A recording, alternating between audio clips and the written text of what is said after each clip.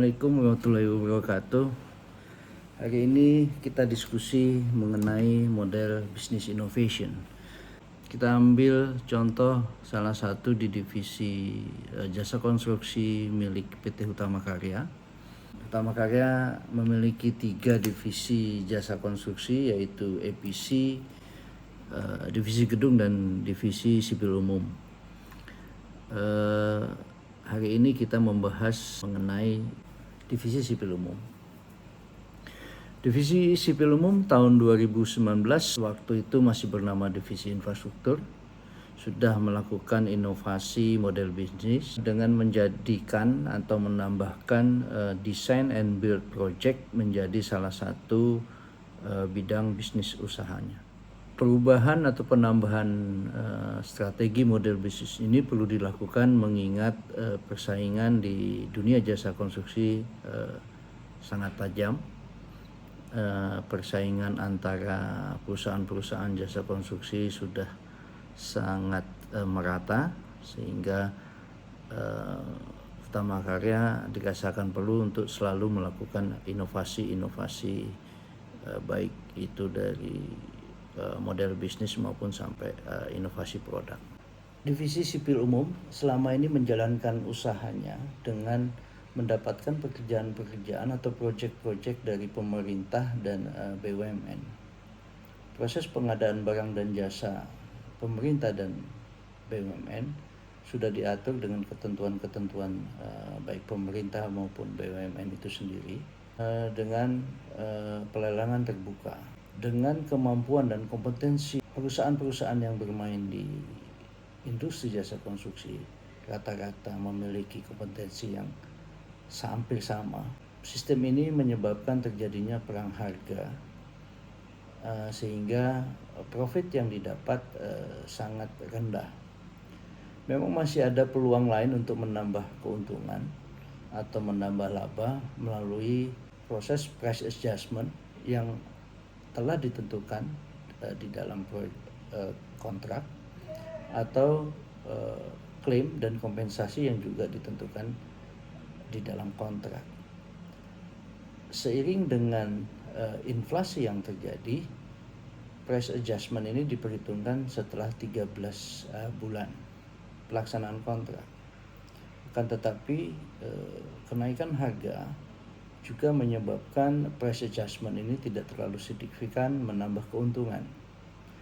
Yang kedua, klaim dan kompensasi merupakan juga peluang, akan tetapi itu jarang dilakukan, mengingat untuk menjaga hubungan baik dengan pemberi atau pengguna jasa, dengan harapan kontraktor atau pemberi jasa mendapatkan repeat order selanjutnya. Untuk itu, kedua peluang ini juga memang tidak banyak mempengaruhi profit yang didapat. Di tengah persaingan dengan BUMN karya lainnya dan perusahaan jasa konstruksi swasta nasional, pasar yang diperebutkan sangatlah terbatas, baik untuk proyek-proyek pemerintah seperti Kementerian PUPR, Kementerian Perhubungan dan kementerian terkait, serta proyek-proyek yang didapat dari investasi BUMN seperti Angkasa Pura dan Pelabuhan Indonesia. Sementara itu, value yang dapat diberikan oleh penyedia jasa terbatas pada utamanya pada jaminan kualitas, on time delivery project, dan harga yang bersaing yang sebenarnya tidak terlalu menguntungkan penyedia jasa. Berdasarkan data akhir tahun 2019, bergeser di sektor swasta, ada penambahan sekitar 24% menjadi 47% di sektor swasta, di pemerintah 36% dan BUMN 17%. Dari tingkat pendapatan atau sales di tahun 2019 terjadi peningkatan dari 3,85 T menjadi 436 T, dan terjadi penurunan HPP hampir sekitar 5%. Secara tidak langsung menambahkan profit sebesar hampir 55% dari tahun 2018 ke tahun 2019. Perubahan model bisnis ini merupakan suatu langkah yang positif untuk divisi sipil umum, dan ke depan masih ada beberapa inovasi-inovasi yang bisa dilakukan oleh divisi sipil umum. Masih ada peluang ke depan yang dapat DSU lakukan dengan masuk ke bisnis investasi. Model ini bisa disebut dengan design and build investment. Berapa benefit concern ini antara lain satu, value yang kita bisa berikan kepada pengguna jasa adalah satu, mengurangi biaya perencanaan. Yang kedua, investor mendapatkan perencanaan yang akurat. Perencanaan akurat ini mengantisipasi cost overrun yang mungkin terjadi. Kemudian risiko kesalahan perhitungan ini nantinya akan menjadi tanggung jawab penyedia jasa. Yang kedua adalah investasi. Dengan ikut dalam penyertaan modal, ini memberikan keuntungan kepada investor yang masih membutuhkan modal investasi. Yang kedua, dengan membawa nama BUMN mempermudah mendapatkan modal investasi mengingat mendapatkan jaminan dari pemerintah.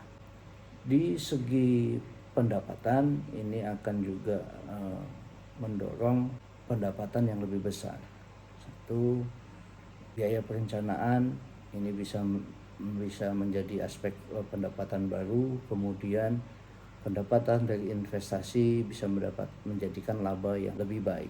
Keuntungan lain yang diharapkan adalah penambahan segmen pasar. Contohnya seperti di pemerintah daerah yang selama ini tidak dimasukkan sebagai segmen pasar di DSU. Untuk pemerintah daerah yang ingin mengembangkan kawasannya dan meningkatkan pelayanan masyarakat seperti pengelolaan sampah atau air minum, kawasan wisata. Nah, ini bisa bekerja sama dengan Utama Karya, bersama-sama membuat proyek yang Utama Karya ikut menaruh sahamnya. Ini peluang bisnis yang ke depan cukup baik. Dan kedua adalah kemungkinan investasi di BUMN karya atau private investor seperti jalan tol di Pulau Jawa, terminal kontainer, pengembangan kawasan industri dan wisata. Saya pikir inovasi yang harus dilakukan oleh DSU ini bisa membuat perubahan positif untuk bisnis di DSU. Mungkin itu diskusi hari ini. Terima kasih. Assalamualaikum warahmatullahi wabarakatuh.